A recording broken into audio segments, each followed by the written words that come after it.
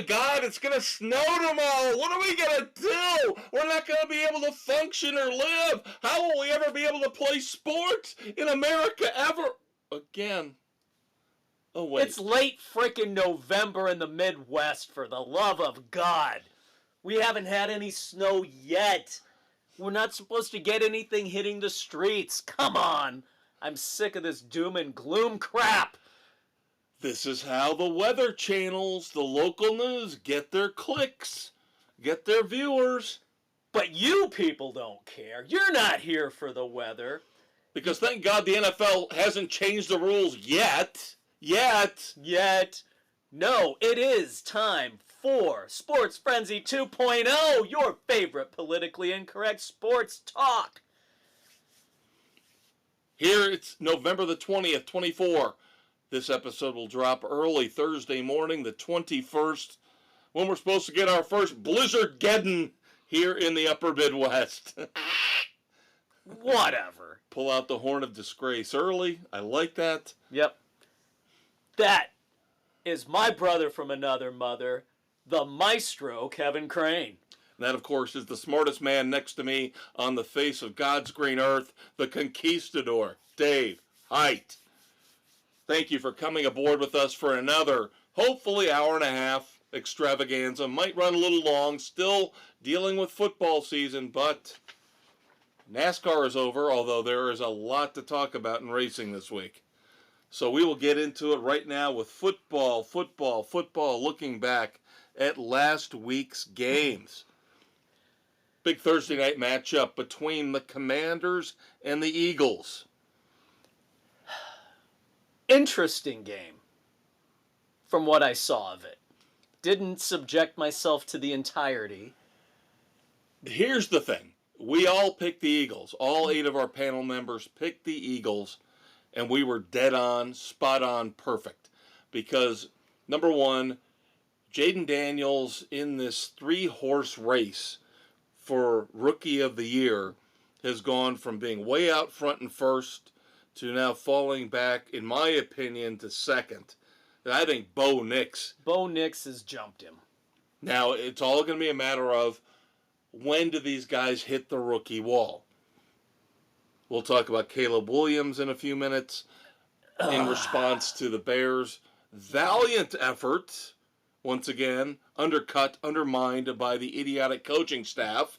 Yes, I feel for Caleb this season.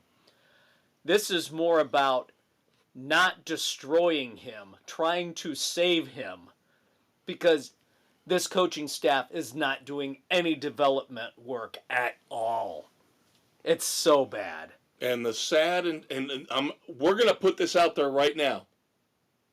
And in 4 months, it's going to be a classic Dave and Kev, we fucking told you so. That the man who we could have hired for offensive coordinator coming into this season is going to be our head coach next season. It's going to be Cliff Kingsbury. Because this front office will not take chances. They will do just enough. Cheap. They will go just enough to make it look like, look how we're trying. We're not bringing in a no-name coordinator. You're trying, all right. You're trying every fan's patience. So, yeah, the Bears lost to the Packers 20-19. Ugh. Absolute stupidity by Eberflus once again. Blocked field goal at the end of the game. Standing around 35 seconds with a timeout. They could have run another damn play to get a little bit closer. It didn't matter about timeouts, even though they could have saved one. They could have clocked it. Easily. After Caleb Williams threw a beautiful pass to Keenan Allen at the 30-yard line. First, run up, clock it. Then you run a play, anything you want, and then you still have the timeout left to set up Cairo Santos closer and closer to the middle and closer to the... The frickin' Packers knew. Longer field goals, Santos has the tendency to kick low.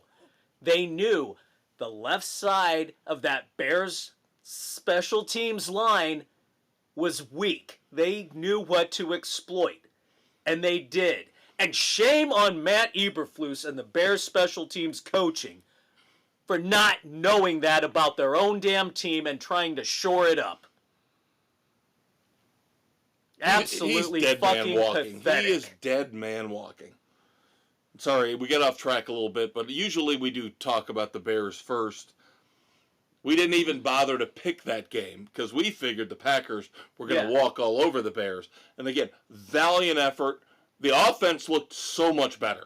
Oh, a without night Shane and Waldron. day difference in that offense. You could tell the plays were coming in sooner. Williams had time to read the defense. They were running motion to help him out. This is somebody at least who seems to know what they're doing. Excuse me. You're allergic to success, Dave. No, I'm allergic to stupidity and discussing it. Yeah, but Caleb had some unbelievably sharp throws, especially on that last drive where he got them. When it was he money. He did what he needed to do. He got them into field goal range. Yep. There were still those plays where he's hesitant and he not held the ball sharp. too long. And I still think that falls on the head coach. But the one thing that I think Shane Waldron obviously didn't whisper in Caleb's ear that I think the new OC is you can run. Be yourself. If you don't see it, 1001, 1002, and you see a pocket where you can run, get 5 yards, do it. Take it. And if as you're running something opens, you know what to do. Be the playmaker we drafted. That's what we want. And obviously, Waldron and Eberflus were trying to coach that out of him. We'll get to our pick for this week's game, which I think could be the last chance for a win for this team. You promised us last week that the Bears would not appear on any upcoming slates. I don't like the Vikings right now. They're not looking good. This is possibly the one opportunity for the Bears to at least get to 6-11. They're gonna floose themselves. Well, we'll see. When we get to our picks, we'll see. We'll see if anybody took the bait. But as we go back, all right, we went to our tangent. Now we come back. The Eagles won 26-18. So now all of a sudden, all the haters in Philly have calmed down about Sirianni. He's not the idiot that they think he is. And Jaden Daniels might have hit the rookie wall. Now, me personally, and I'm not bitter, I'm not trying to be biased, I don't think he's all that good. When I was seeing all these people, oh, he's the #1 fantasy quarterback this week. What? What are you talking about? He's had great moments, yes. But now we're starting to see the Commanders backslide. Now they've dropped to 7-4. There's tape on him now. There's How a are they chance going they to might not adjust? make the playoffs. Now they do probably have to play the Cowboys and the Giants again. That should easy be a win. wins. But I don't think anybody's scared of this team right now. No, there's nothing to be And afraid of. Dan Quinn's got to dial it back a little bit with the backwards hat and the camo shirt. Okay? He's trying to... Quinn is trying to out-Campbell Dan Campbell. Can't do it. Dan Campbell's fucking awesome. Especially what he did this past week with the veterans. Dan Campbell is the man. He's got that team rolling. I'm rooting for the Lions. Everything is in place. I am rooting for the elder statesman to finally get his Super Bowl. Have that taste. Yep. Rooting for Jared Goff to finally, after his initial team discarded him. Yep. Of course, in a way, I shouldn't be rooting for that because that could end up being Caleb Williams 7 years down the road. Yeah, we'll see what happens. All right, Sunday, November the 17th. The Saints are liking their new coach. They're 2-0 under their interim coach who stopped up the toilet last week And this week decided, let's make Taysom Hill the #1 fantasy player in the NFL. That was ridiculous, although it was against the Browns. The thing is, this is a fantasy football tangent here, okay? You can't rely on him. No, Taysom Hill is he's foolish boom enough, or bust. If you're foolish enough to draft him or pull him off the waiver wire and put him in the lineup, you better be prepared. You might get 30 and you might get 0. Most of the time, he's going to get you between 0 and 5. Yep. So this was a fluke. Don't jump on it. Yep, but still, they did win. They keep their faint playoff hopes alive. As they do, as Dave said, beat the Browns. And, of course, Kevin Stefanski now on the hot seat, even though it's not of his doing because they stuck him with Deshaun Watson. And they overspent, and there's no money to go anywhere else. And I heard a lot of people over the last 48 hours, sports talk radio, saying that if they fire Stefanski, he will have 10 offers the next day. Oh, hell yeah. Abso-friggin-lutely. Because of what he's done with that dumpster fire, the mistake by the lake. Yep. In Cleveland. Well, that's why their GM just got... No, wait, he didn't. Never mind. No, we're getting to that team. I'm getting to that you team. Jumped the game, Dave. I jumped the game. Because then, of course... The New York Jets, they call them gangrene. Yeah, it's the disease that eats away the flesh and rots that you have to chop off. That's what the Jets are. Thought this was a for sure Jets win. At home, Anthony Richardson coming back after being benched. One of the most inaccurate passers we've seen in terms of a high-level draft pick in years. Let's give him some confidence and show again how we were the most overrated defense of the last 5 years, talking about we're as good as the '85 Bears. No, that Jets team they are a dumpster fire and a half. So now we get to their general manager, was it Douglas? Joe Douglas. Joe Douglas just got fired. It's about damn time. How much do you blame on him versus Woody Johnson, the owner? By all accounts, Woody Johnson is doing a Jerry Jones thing and sticking his nose in where it doesn't belong. He vetoed a trade by all accounts. I believe The Athletic had a report where he vetoed a trade to get Jerry Jeudy from the Browns. He wanted to bench Aaron Rodgers. Now, this part... This I will agree with. Maybe this is why he fired Saleh. And now Douglas down the road, because Johnson wanted to bench Rodgers. Everybody else said, no, talked him out of it. Well, guess who's the fucking problem? Yeah, but I can't blame Douglas for that. That's the coach. The coach decides who plays. Douglas has missed on too many picks. That's a different discussion. I'm not going to argue with you on that. And but I think everything on Rodgers and not doing anything to try and bring in another young quarterback to try to develop. Why would you though? Here's a great topic of discussion. If we want to go at it, we'll go at it. Because Aaron Rodgers, why would you want a poison oak or the poison apple of Rodgers ruining another young quarterback? He admitted in Green Bay he didn't want anything to do with tutoring Jordan Love. Jordan Love has succeeded despite having Aaron Rodgers in front of him for years. And I'm hearing the same thing you're talking about. Well, keep Aaron around for one more year and let him tutor a young quarterback. Get rid of his ass. Aaron Rodgers wants nothing to do with helping anybody but Aaron Rodgers. They bend it over. Get Devontae Adams. Keep Alan Lazard was the one they were going to trade to Cleveland for Jerry Jeudy. Why would you not upgrade? Oh, I can't lose my best friend. Even though he's useless right now. Oh, and now I'm hearing people make excuses. Oh, it looks like Aaron's got a hamstring issue. He's playing hurt. The man's over 40 years old. He can't play anymore. Father Time has caught up with him. You want to talk about... You look.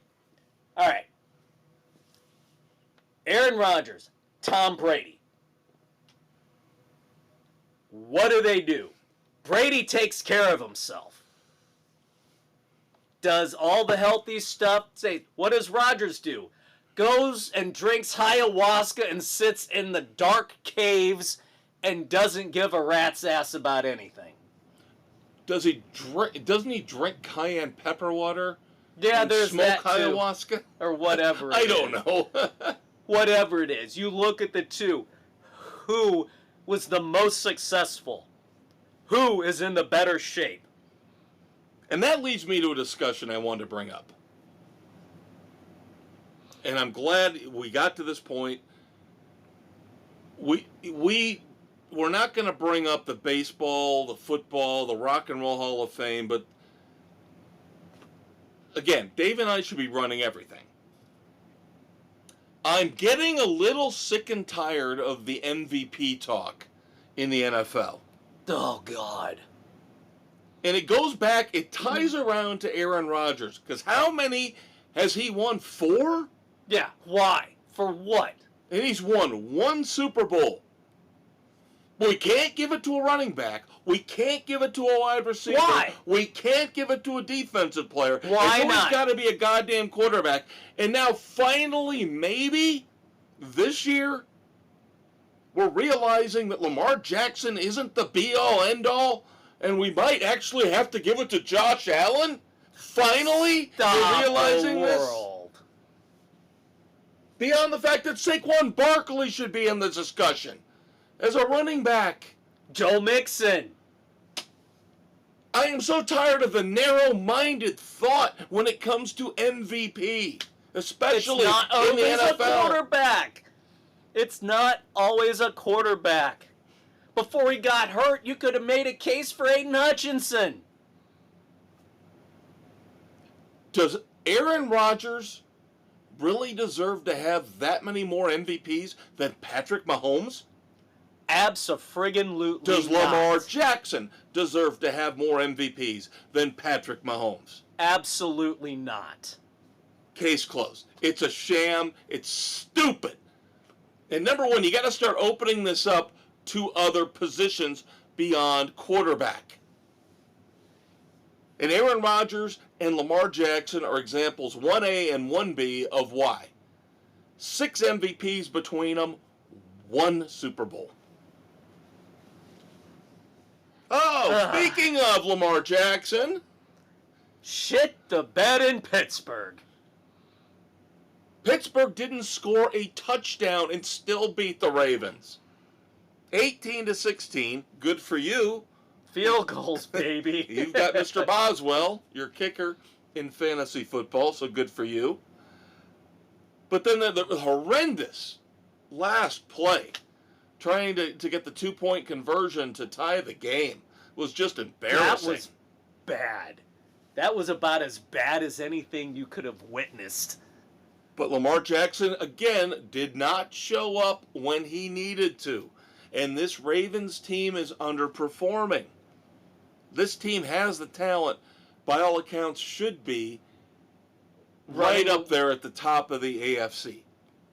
Yeah, it should be a 3-team race between Baltimore, Kansas City, and Buffalo.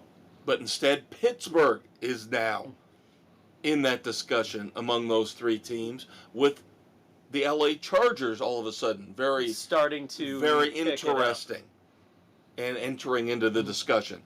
So when we'll get to that, that's going to be a killer Monday night game.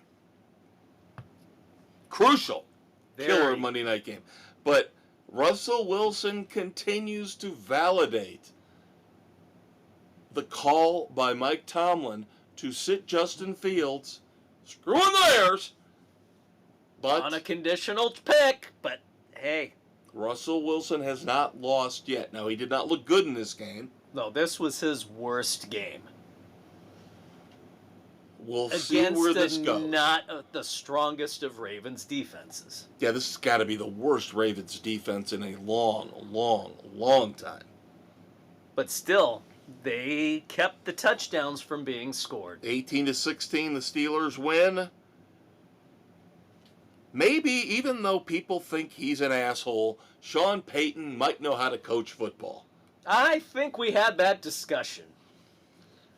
And I don't know if Kirk Cousins has completely washed himself clean of the fact that he cannot win big games. He's done it once or twice, but you look at the rest of it. He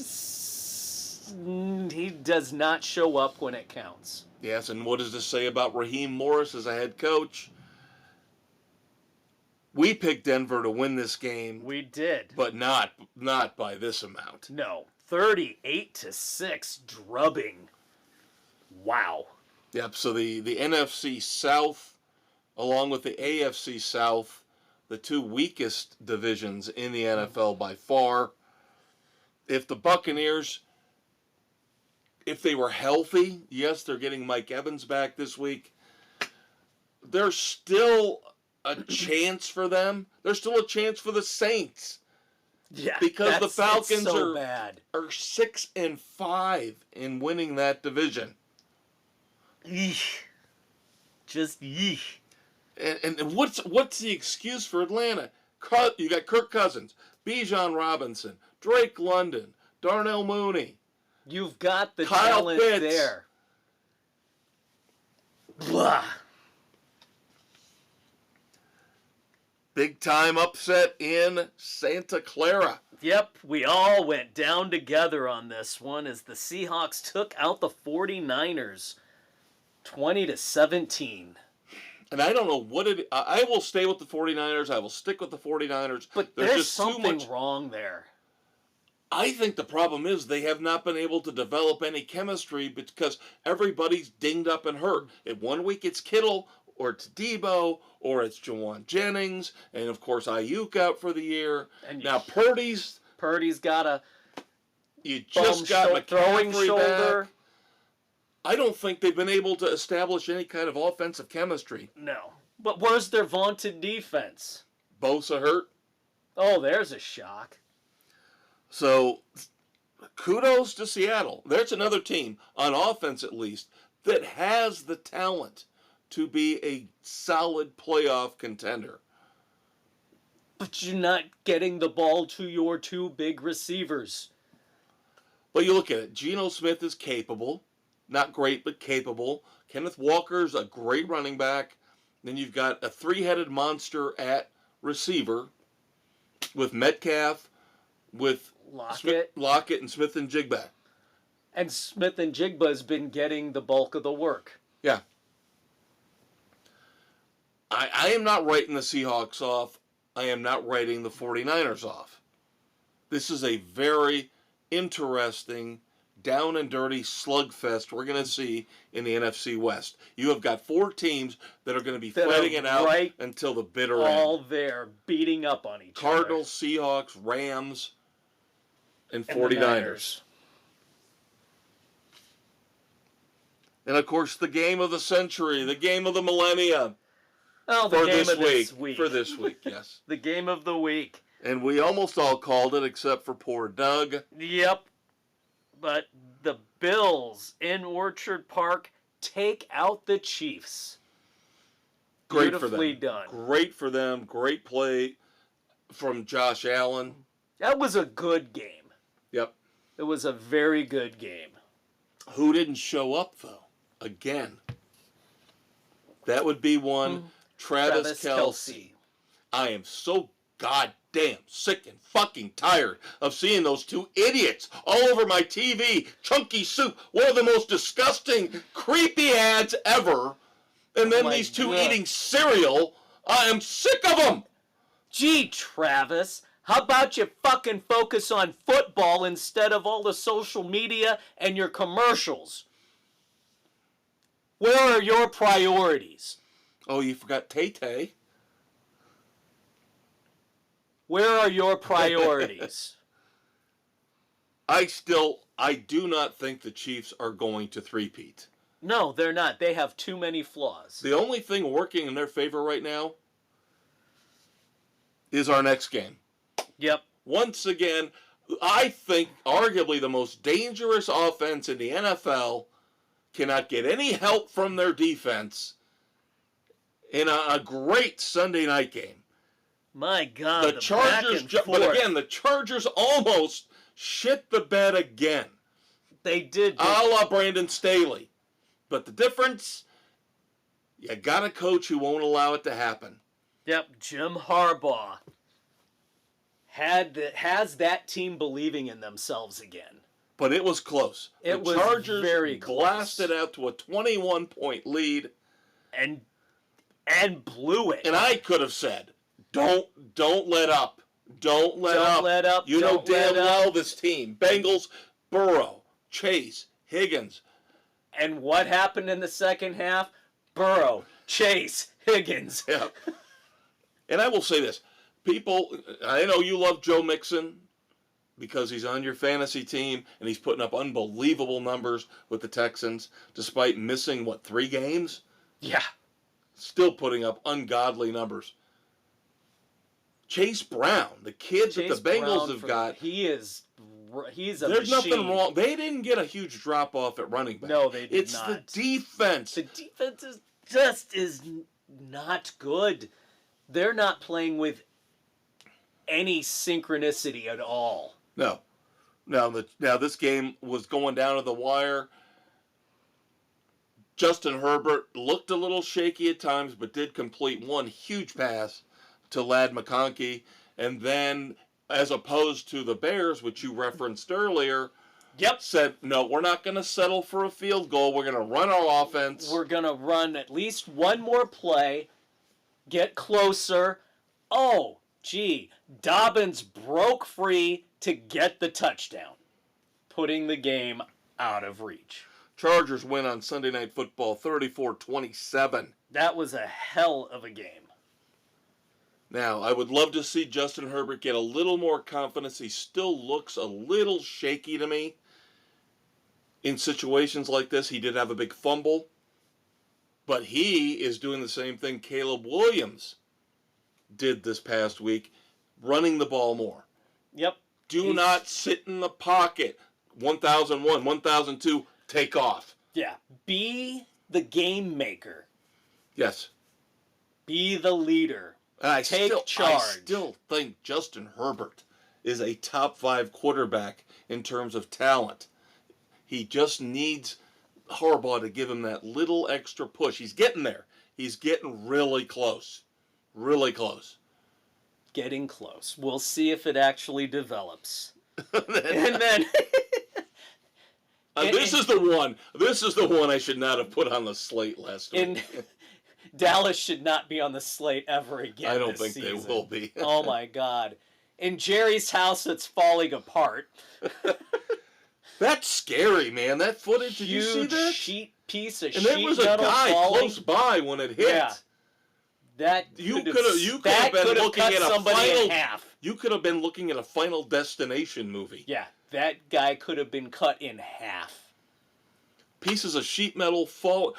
They've only opened that stadium roof, I think, less than 10 times since it's been open. What the fuck are you doing? Yeah. What's the point of having a retractable roof if you're not going to open it? And then when you do, it breaks. It's like a scene out of Twisters. Oh! Foreshadowing. Check out the weekend edition Saturday morning, your hangover cure. Where we might, possibly, maybe, be reviewing Twisters. Oh my God, the Texans. 34-10 over the hapless Cowboys. And outside of Joe Mixon, they still don't look that good. No, they don't. But they're going to sleepwalk their way into winning that terrible, awful division. Yeah. So we'll see. Nico Collins back for the first game. Pedestrian getting back but they into took game away shape. that one huge touchdown They took right one there at the away. beginning of the game. Massive, big play touchdown. ineligible man downfield, Ugh. which they have been Alas. calling a lot this year. A lot. Somehow you may need to give them an extra yard or two because of how much everybody's running those RPOs. Who knows? Goodell and his little cronies are going to decide each and every year for a different penalty they're going to emphasize. And every time, it has nothing to do with what's going on the field. All right. Other news from the NFL, other games. My Buccaneers were on a bye. Your Dolphins had a very impressive win against the Raiders, 34-19. Not bad. But once again, they're really not getting the big offensive weapons involved. No, they're not. They're just... they're out of sync, too. Here's a scary thing. Our three teams, Bears, Dolphins, and Buccaneers, all 4-6. Exact same record. Who's got the most? Who's got the most hope for the rest of the season, Dave? Between the three.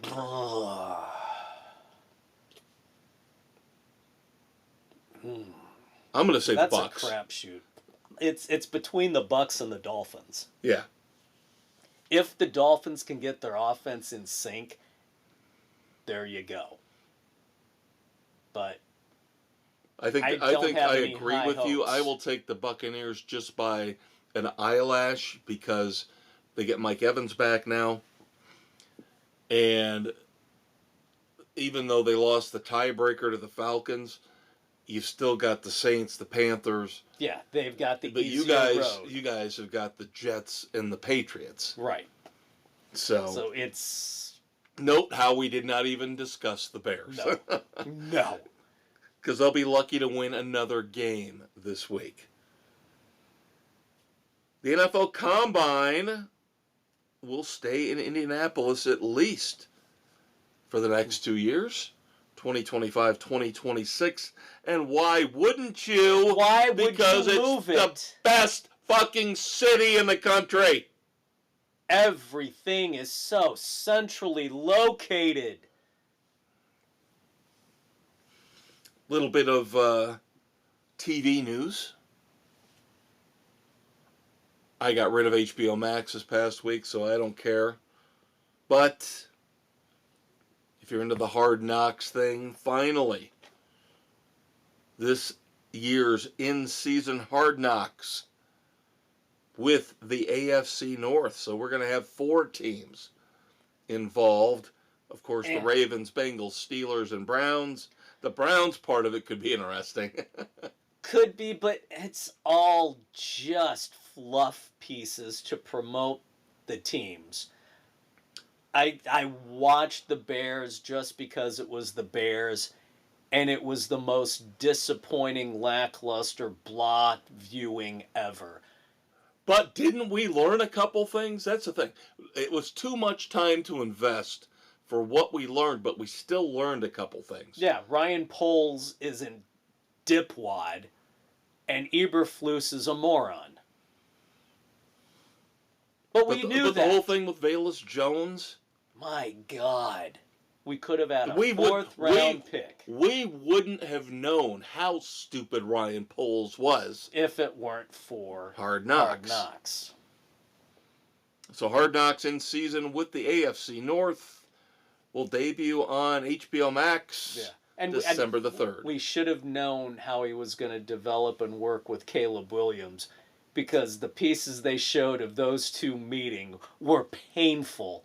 It was painful to listen to Eberflus try and have a conversation about offense with Caleb Williams.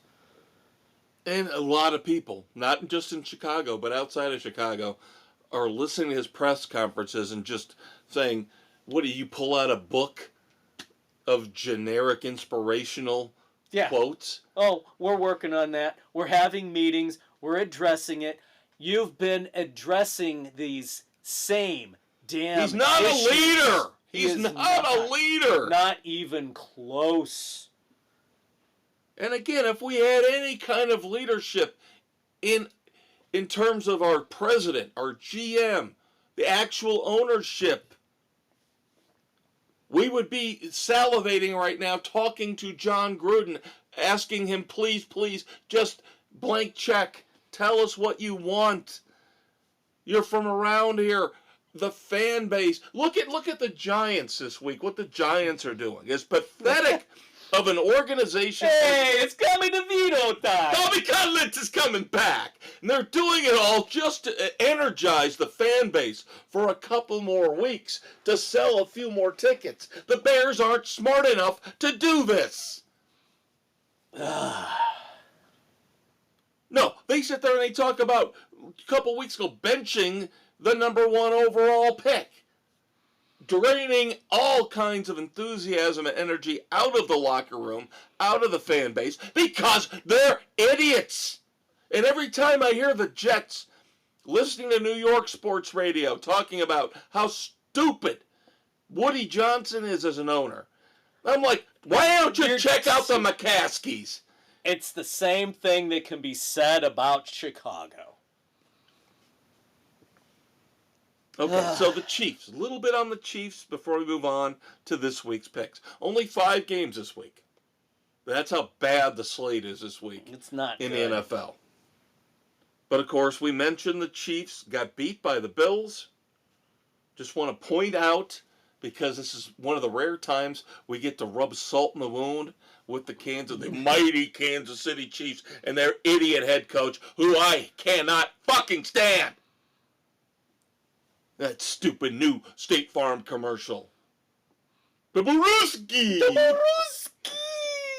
Yeah. Shut up, Aruski. I hope all that money's going to the family of the kid who your son, whose life destroyed. Chiefs' 15-game winning streak snapped by the Bills this past Sunday. 328 long days. We had to deal with this, with the Nuggies. Ugh. Double my Nuggies. And then they did lose their kicker, one of the best kickers in the NFL. Harrison Butker goes to the IR, has to have minor knee surgery, arthroscopic surgery. Yep. Could come back at the end of the year. Potentially.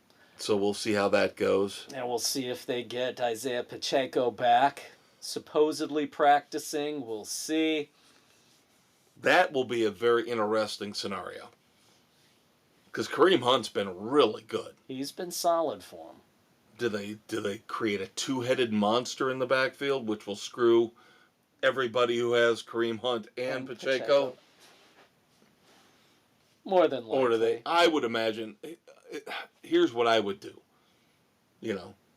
If I was the idiot, big fat walrus tub of goo, bundle-rooski asshole, I would ease Pacheco in. I know you hate to hear that. I'm fine with it. But yeah, because again, Dave is the Lord God King of fantasy football for the second year in a row. I've got Sports Frenzy. A-Chain, Montgomery, and Mixon that are running just fine. Did you hear that? Did you hear that, kids? I'm shedding tears for him right now. With Pacheco on IR. Yeah, and I've got Ramondre Stevenson and Chuba Hubbard. I would take his 2 backups in a second. And I'm trying to piece together a backfield of retreads and teams that have 2 or 3 wins. But on a serious football note, you take your time with him. Yeah, there's no need to rush him back. If you want him, if he's going to play this year, save him for the playoffs. Yeah, get him limited work here for the next couple weeks. Build that leg strength back up. Let the bone fully be healed. Give him the extra couple of months. Now, the only issue is, and they've got a tough schedule for the rest of the year. The only issue is, you've lost the tiebreaker now to Buffalo. You're 1 game ahead of them. You stumble once, and they don't. They take over home field advantage. And that's not even counting Pittsburgh, who they're playing coming up. Yep, but that's all right. You want him healthy for when it counts. Yes, hopefully their head coach will Stop focusing on his nuggies and his bundlerooski. Ugh. I separate the fact that Andy Reid is a great all-time Hall of Fame head coach from the fact that he's fooled you all, he's a despicable human being, and you just don't see it. He's not a lovable, hamburger-eating, walrus-mustached man. No. He was an enabler to his son who destroyed a young girl's life, and you all pass over on it. You all give him a pass. You shouldn't give him a pass. Just like Tony Dungy got a pass for not being around for his son who committed suicide. There you go. All right, the 5 games we have on the slate. For our Sports Frenzy panel, 6 of our 8 panelists have their picks in. I had to do it. I know I said I wasn't going to put the Bears on the slate ever again, but the way the Vikings have been playing the last couple weeks, with the way the Bears should have beaten the Packers at home this past Sunday, I said, let's see if anybody takes the bait. No, nobody took the bait. Out of the 6 of us, we're all taking the Vikings because they have the better head coach. I think the deciding factor is going to be Brian Flores' defense. Yeah. You're not going to see... Caleb is going to get uncomfortable much more this week than last week with the Packers. He's going to... I don't know if he'll make mistakes. He's been very good about... when he misses passes, he does not throw them into double coverage. He just throws them clear out into the lake, into Lake Michigan. Yeah. Which is fine. That's why he's only got 5 interceptions. To a point. But I got a feeling Brian Flores, as good as he is, has watched the tape. He will figure out a way to box Caleb Williams in. That Minnesota defensive front is going to be too much for the Bears' offensive line. I'll tell you what, I would take the under on this game, though. Sam Darnold. Oh, yeah, Darnold is not looking great. No, not the past couple weeks. Justin Jefferson should be held in check by Jalen Johnson, who gave up the monster play to set up the Packers for their go-ahead touchdown. But I think this is going to be a low-scoring game. I think you're looking at 13-10, 17-14 type of game. Yeah. I think the Vikings will win because, again, the defense and the head coach. And the head coaching edge. Yeah. Which almost every team in the NFL will have on the Bears. Oh, the battle of ineptitude-ish, kind of, sort of. 49ers at the Packers. God. I told you, I'm not bailing on the 49ers. They're too talented. They're too good. The Packers, Jordan Love, we just saw it last week. Jordan Love will make the bad pass at least once a game. I trust Brock Purdy more than I do Jordan Love. Yep. If Purdy plays and stays, and I know he's day-to-day, he'll play. He'll play. But if he gets hit, he could be out. This isn't like the playoffs from a couple years ago, where he went in, his elbow was basically flopping around. His arm was and he couldn't throw more than 5 yards. And Kyle Shanahan said, "Get out there, suck it up." Just hand the ball off. The 49ers have to win this game. The Packers do not. No, but as much as I wanted to take the Niners, I couldn't on the road. There's just the weather doesn't bother me. I have seen the 49ers win in bad weather and win. Now, granted, it was with Jimmy Garoppolo. I think Brock Purdy's better than Jimmy Garoppolo. By far. But so we're split. The 6 of us are split, it's 3 and 3. So it's me and Sam and Doug taking the Niners. You and Bill and Aaron taking the Packers. Yep. Another knockdown drag out here. This time in the NFC West. Yep, 4-2. Cardinals at the Seahawks. I will tell you this. It's too hard not to be biased, whether it's college teams, which we'll get to here in a minute, whether it's the NFL. There are certain teams that I'm biased for, and against, and certain teams I'm biased. I don't trust the Cardinals. They beat up on the pitiful Bears. Am I supposed to really go, oh, that means they're a great team? Not necessarily. The Seahawks just beat the 49ers in Santa Clara. They got guts. They're at home. I'm taking the Seahawks to really create an absolute clusterfuck beyond belief in the NFC West. And I'm taking the Cardinals going in. Seahawks are riding high after their last win. Cards are coming off the bye. I know. Ready to go. That's why I'm taking the Cardinals off the bye. So you and Bill are taking the Cardinals. Sam and I, along with Doug and Aaron, are taking the Seahawks. Yep. This one kind of shocked me a little bit. Philadelphia, traveling cross country to play at SoFi Stadium. They got back-to-back games, Sunday night and Monday night in SoFi Stadium. Sunday night, they get the Eagles at the Rams in SoFi. Everybody, all 6 of our picks that are in, taking Philadelphia. Yep, playing a little more consistently right now. Boy, we'll see. This scares I know. me. And I will say this. It's the tough. Key to the Rams offense is not Cooper Kupp.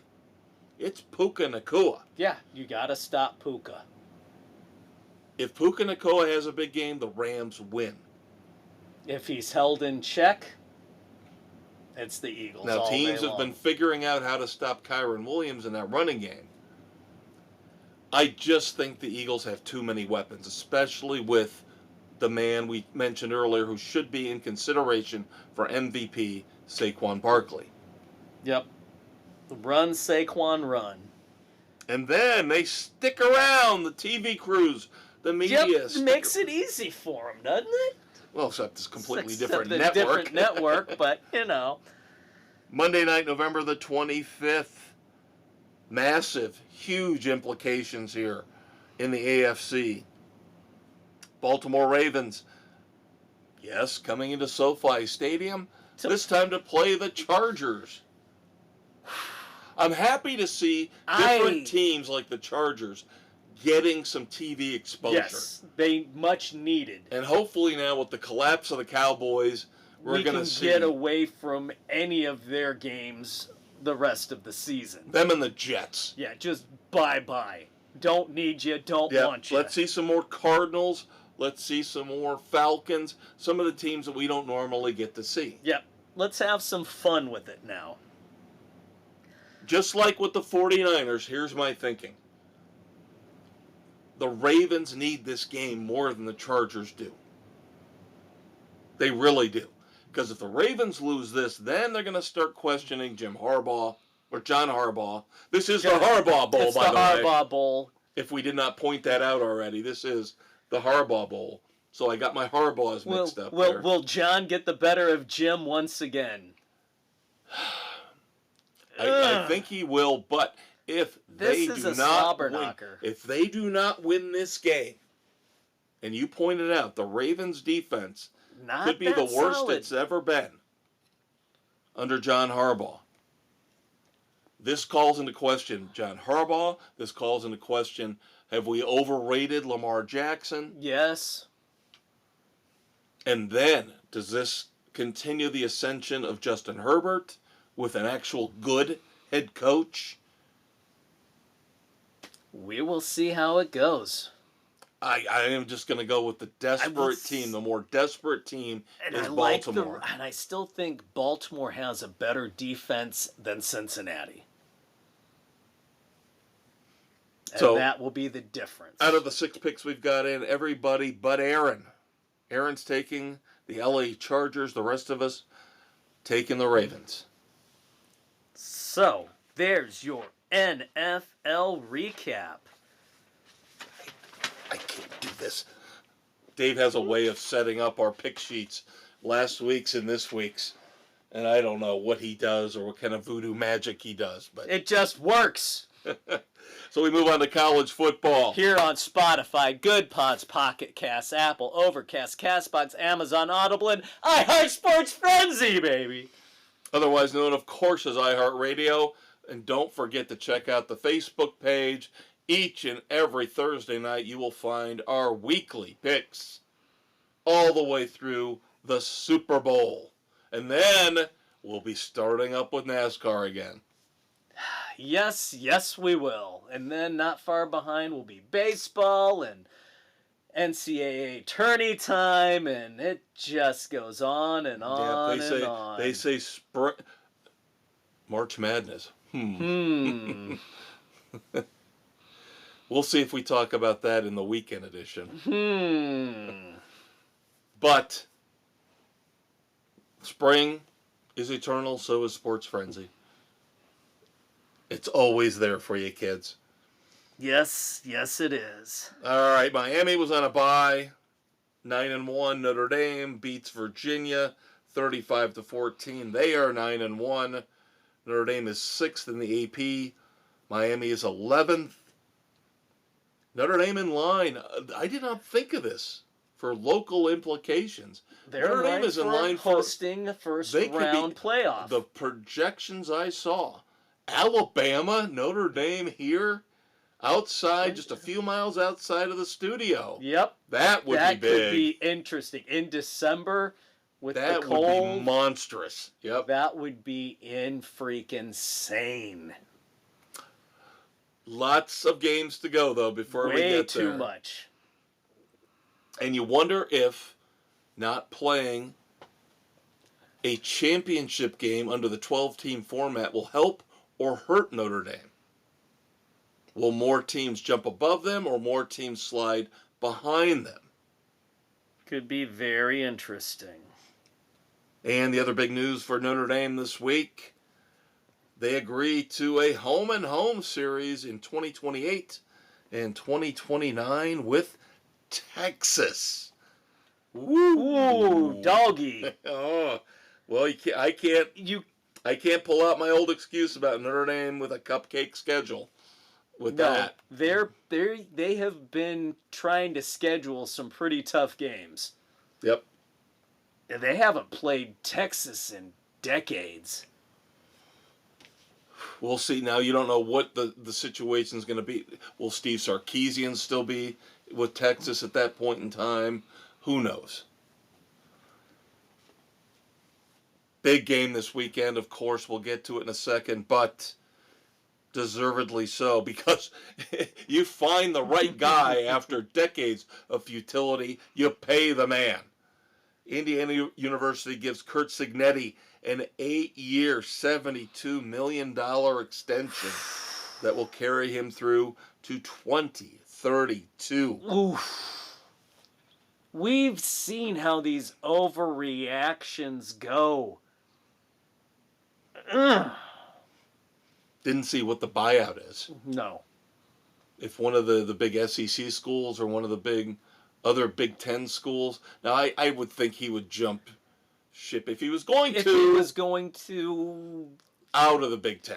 I don't think he would jump to another. He wouldn't stay within the Big Ten. But why would you not want to stay in the Big Ten? No. I think it all boils down to this Saturday. Yep. Is even if they lose, are they going to look good enough? It a game. Are you going to be impressive enough? Can you prove that even though we lost, we can hang with the big boys? Yeah.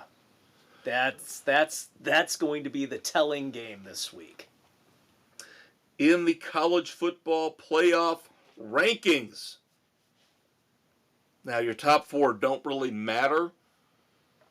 It's more about the top conference champions. Right, who get the buys. So, this top four right now doesn't mean right. Jack Right now squat. It's Oregon, Ohio State, Texas, Penn State. Obviously, 3 of the 4 are Big Ten, so that's not going to fly. Oregon would get the 1 seed. Texas would get the 2 seed coming out of the SEC. Then it gets interesting. Then you've got the ACC and the Big 12. Correct and incorrect. You fell into the same trap I did, and I did not know the loophole in the rules. You're right about 3rd seed Miami. Miami projected to win the ACC is number 3 and would get a bye. Number 4, I did not realize this. They actually have a loophole. Is it the SEC loophole? No. It's better. I'm saying this in a or positive is this way. a Mountain West? Any of the other conferences, any of the other Power 5 conferences, if their champion is ranked ahead of any other power conference. Oh, so Boise could jump Colorado if Colorado would happen to win the Big 12. Right now, in the CFP rankings, Boise State is the next highest conference champion.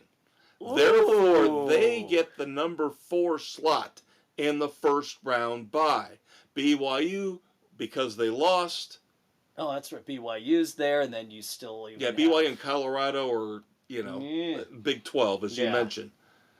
But still a lot of games to be played. But right now, Boise State. Go Boise State.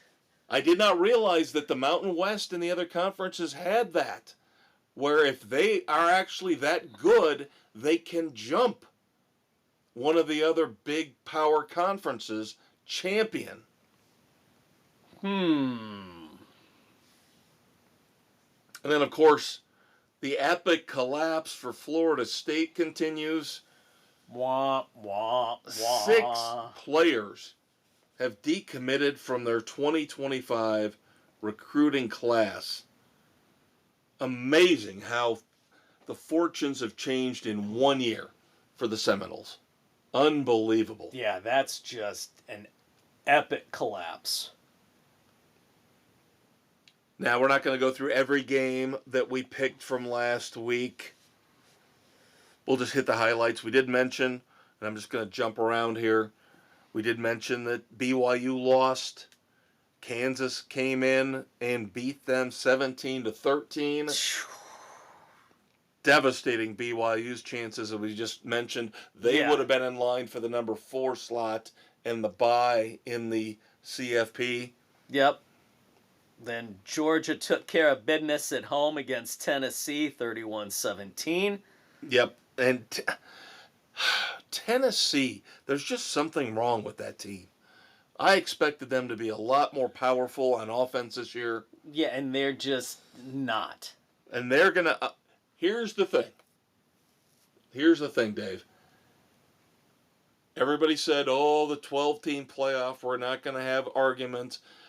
Bullshit. You're still going to have arguments towards the end. Tennessee could end up being one of the big arguments, one of the big discussion points, as they hang right out there outside the top 12. A lot of people are saying, and I hate this, IU loses to Ohio State, 1 loss, they're out. Which is ridiculous. Where, again, you got 2 and 3 loss SEC teams who they will put in ahead of them. Which is bullshit. Absolute crap. Because if IU loses to Ohio State, they will not qualify for the Big Ten championship game. So they won't have a chance to prove their mettle beyond the 1 game here with Ohio State. Which is a disaster. It's pathetically narrow-minded by Feinbaum and all the other SEC sycophants out there. Yep. But be aware, that's sitting out there. Based on what we're going to see this weekend from IU and Ohio State, pick coming in just a minute. Oh, Brian Kelly. Brian Kelly. Oh, my. How quickly we talk about Florida State and the collapse of Florida State. Brian Kelly isn't doing that much better with LSU. No, he's not. How does this LSU team lose to Florida? How does Brian Kelly get out-coached by Billy Napier? So LSU now, I believe, out of the top They're 25. done. Hope you're happy. Hope you're happy with him. I think Notre Dame's a lot happier that he left. Yes. Yep. Everybody was like, oh, you're leaving? Bye-bye. All right, let's move on to this week's picks. That covers the big games from last week. We have a lot of games on the slate this week. 15. It's a big one, kids. Yep. All right, starting off Friday night, November the 22nd, number 23, AP poll. We acknowledge the AP poll, not the CFP. Number 23, UNLV at San Jose State. I do believe that's our beloved Mountain West. It is. And lo and behold, UNLV for the 6 of us whose picks are in. Then, yes, I broke the rules, and I don't care, god damn it. You and Aaron put this restriction on me, and I was like, I have got to put this game on the slate. This is the game that belongs on the slate. I think 13.5 is too big of a It opened, spread. actually. It did open right around 10, is why I put it on the slate. So, it belongs. And we do have a couple Indiana picks, too. Yep, I wanted to. I hate Ohio State. I want to see them go down so badly. Spend a couple minutes on this game. Number one, for you guys, we try to keep you up to date on our competitions. I know a lot of you are like, I don't care what you guys are doing. I have been instructed over the years here by Dave and Aaron, another member of our panel, that we need to pick tougher games. So I am working under a 10 or less point spread. If a game has a point spread of 10 or less, I can put it on the slate. If it's more than 10, I am supposed to leave it alone. And the IU Ohio State game, number 5, believe it or not, number 5 Indiana at number 2 Ohio State, was on the fence, was on the borderline. That's all right. It's close enough. It opened at 10, close to 10. It's widened out a little bit more. This is still a game that should be there. So you and I and Sam and Bill take the Buckeyes, but Doug and Aaron take Indiana. And I think we're all pulling for Indiana. Yes, and I will say this, because we have to acknowledge sometimes we see some cool stuff, some interesting things in other media outlets. CBS Sports Network, their college football show.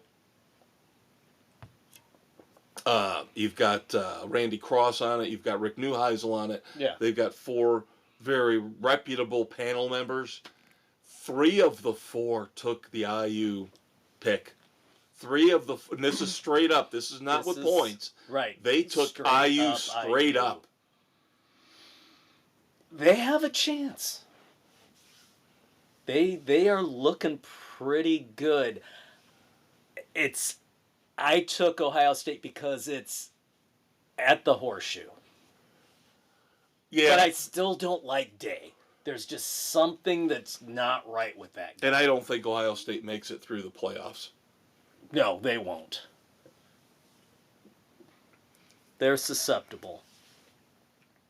Oh, my boy. Here we go. My man. I have to have him on there. Greg Schiano and Rutgers hosting number 24 Illinois. Split among the 6 panelists. Screw Illinois. I think this is going to be an easy win for Rutgers. It should be. Illinois is scuffled. Rutgers looked very good last week. I will take them, as do you and Sam. Yep, at home for sure. Bill and Doug and Aaron take the Illini. ACC battle, North Carolina at Boston College, trying to get in position for a bowl or a better bowl. North Carolina's played better as of late. I am not liking how Bill O'Brien's Boston College team has played. So I haven't liked North Carolina. I don't like either team. That's why I did it. That's why I put it on the slate, Dave. And you know what my adage is. When in doubt, take the home team. So you and Aaron take Boston College. I've got North Carolina, the Tar Heels, along with Sam and Bill and Doug. Here's a big one. Huge game here. Huge game here. And I can't believe this is a Big 12 game. This is bizarre. Number 14 BYU at number 21 Arizona State, arguably for control of the Big 12. Just doesn't seem right. No, it doesn't. My mind is still screaming Mountain West and Pac-12. Pac-12, yes, I know. Arizona State is playing so well as of late, and BYU, I'm not... Coming off that poor performance. Against Kansas, yeah. BYU, for me, Bill, Doug, and Aaron on the bounce back. Yep, Sam and I are taking Arizona State. Now, we just talked about the fact that BYU got beat last week by Kansas. So, can Kansas pull off, at home, another shocker as they play Deion Sanders, Shedeur Sanders, and Travis Hunter, and the number 16 Colorado Buffaloes? We're not sold. We're not sold on Kansas. That was one of those. That was the fluke game for Kansas. Now, the thing is, shockingly, we talked about how big the point spread was between number 2 Ohio State and number 5 Indiana. I would have thought the point spread for Colorado and Kansas would have been mammoth, and it was only 2.5. That's ridiculous. That's why I was like, no. They're giving Kansas a lot of credit for what they did against BYU. One win. No, we're not buying it. I'm not buying into Kansas. None of us are buying it. Again, another one of these games like North Carolina, Boston College, and it's the ACC. It's a shit show in the Big Ten. But these two teams are trying both these teams. They're trying to set themselves up for bowl games. Wisconsin at Nebraska. Fuck them. And we're split 3-3. I've got Wisconsin. So does Bill and Doug. I've got Nebraska, as does Sam and Aaron. When in doubt, take the home team. Oh, poor Mike Gundy. Poor Mike Gundy. Gundy. You thought we were done with him. But this is another bizarre one because Oklahoma State no longer bowl eligible. Texas Tech, I believe, has already qualified for a bowl. So what are these two teams playing for? Pride? A better bowl in the case of Texas Tech? And the spread is only 3.5. I'm sorry, Mike. I gotta go with the Red Raiders on this one. Everybody does except for Doug. Doug goes with the man. Now what, 50, 60? He's in his 50s. Oh. Now watch, he'll pull this one off.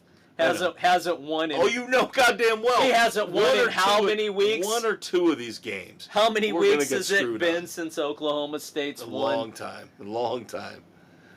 UCF at West Virginia.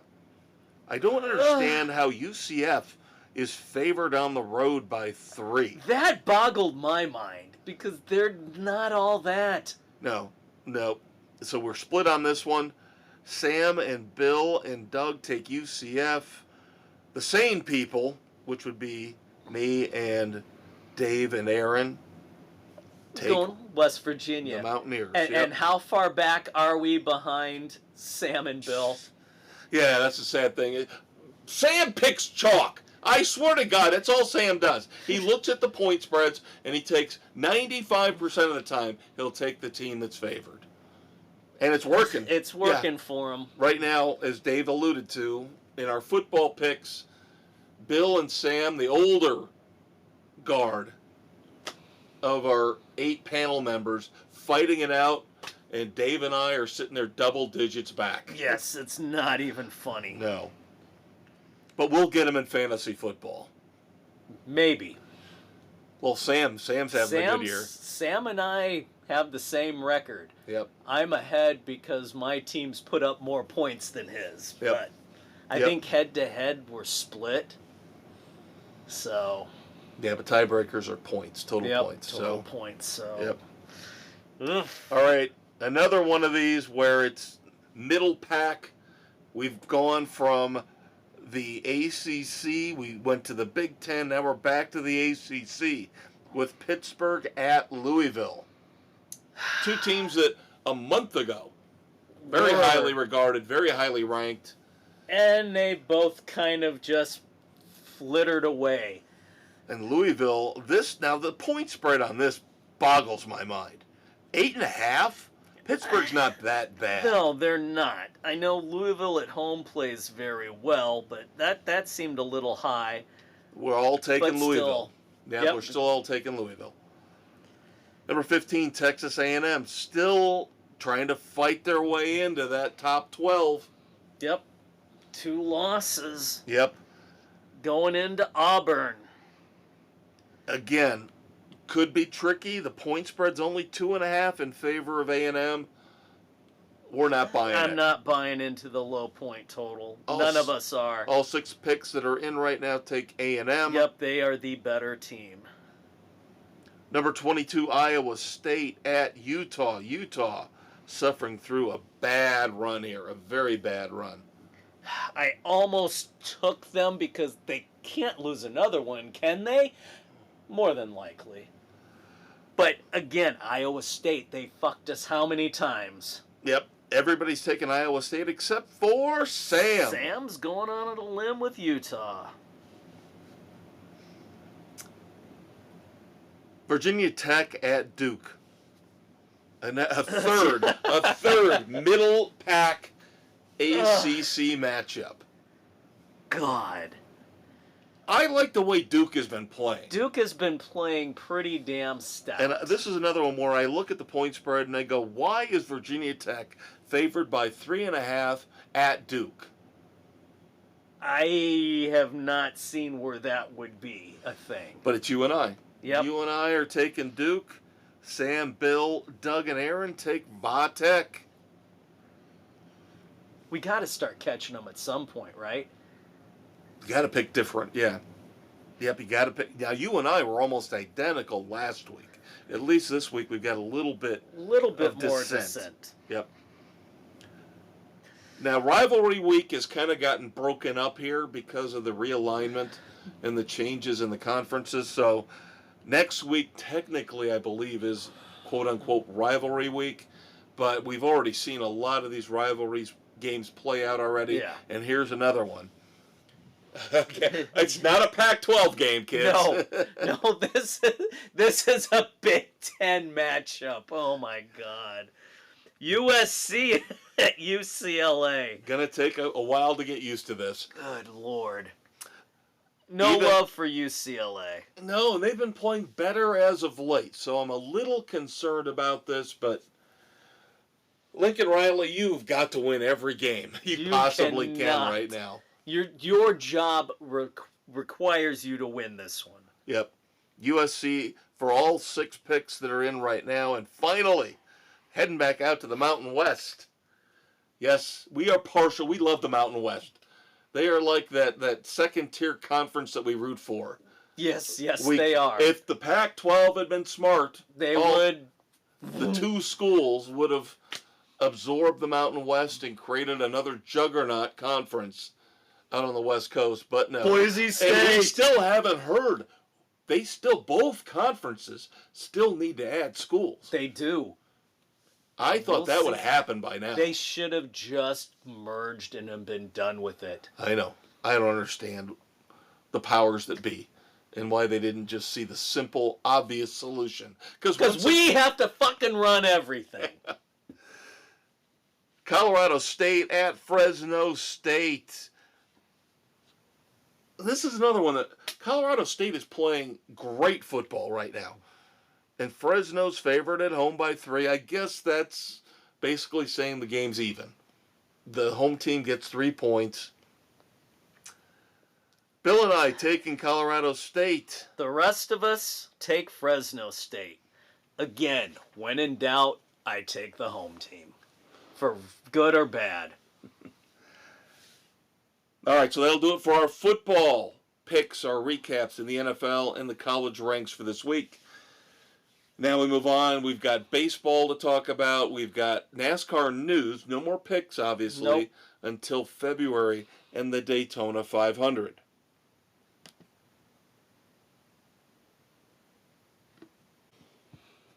All right, so move on to baseball. And the one thing that stinks about this time of year for baseball is that unlike the other sports where free agency begins and you have a feeding frenzy, the NFL, NBA, you get signings right away. Boom, boom, Within, boom. within a couple days, your team is pretty much set. Yeah, you'll get some stragglers down the road for cheap if you got a smart GM to help fill in the gaps. But baseball, no. Baseball drags on and on and on. So, even though free agency has already begun and the season has been done for weeks, nothing. Talks won't begin until the winter meetings, and then Serious still nothing. Talks. I mean, Serious talks. We've got the wooing of Juan Soto going on all over the place. Maybe, sort of. So what do we have to rely upon in baseball?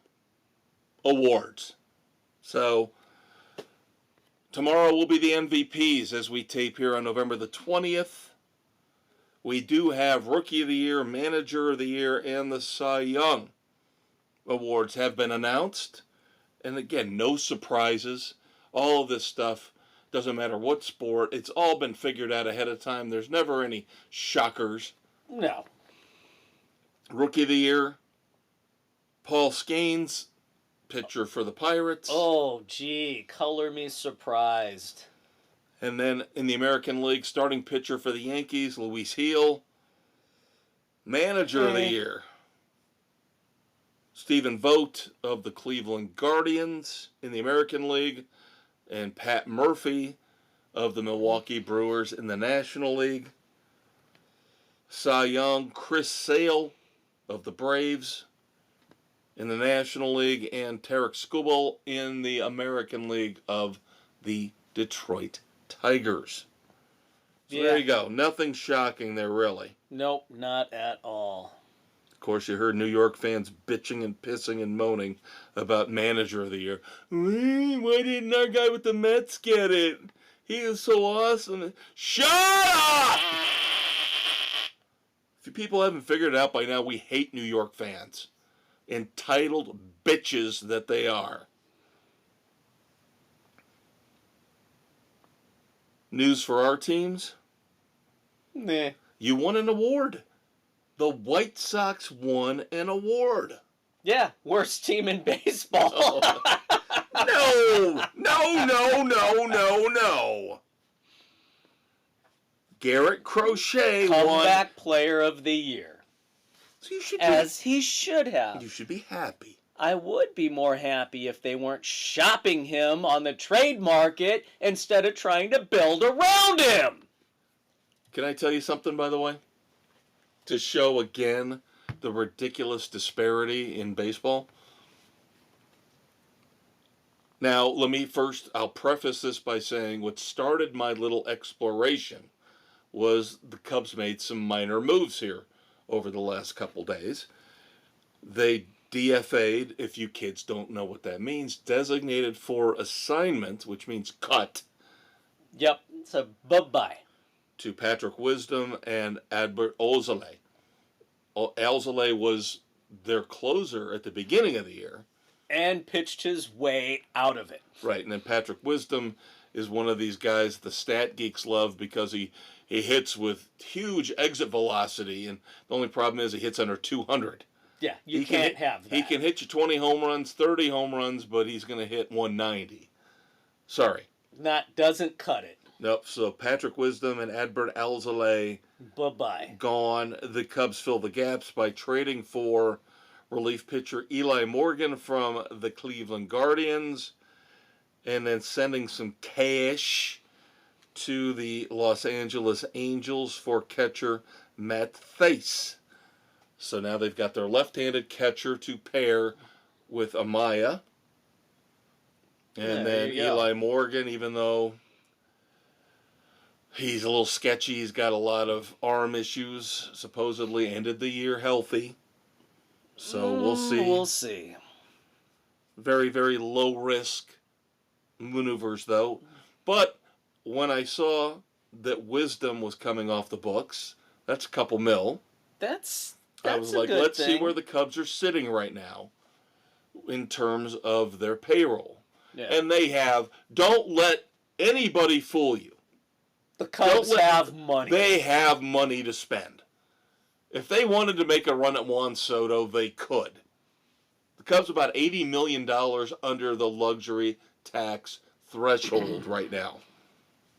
Because keep in mind, of course, they ditched Kyle Hendricks, ditched Drew Smyly, which was, how do you give that guy a buyout? I thought it was going to be a $10 million savings, and then I see they're going to carry $2.5 million for him on a buyout this year. But still, $80 million to spend. Here's what I was going to bring up, though, in the disparity of baseball. As of today, November the 20th, the luxury tax threshold, $241 million. Half the league. 15 teams. Okay? Half the league. Is under 100.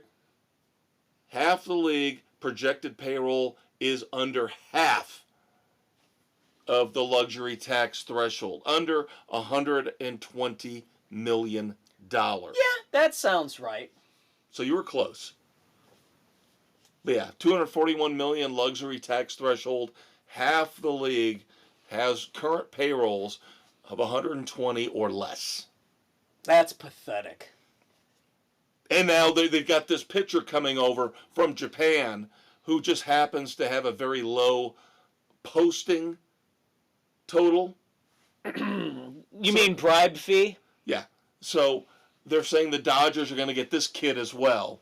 How? Because it's only going to cost them $7 million. How is that fair?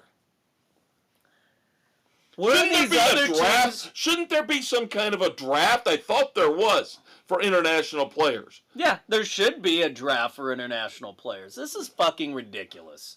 Because every player coming over from Japan is going to want to play for either the Giants or the Dodgers. The Giants, the Dodgers, the Padres, or the Angels. We want to be on the West Coast. Closer to our fans.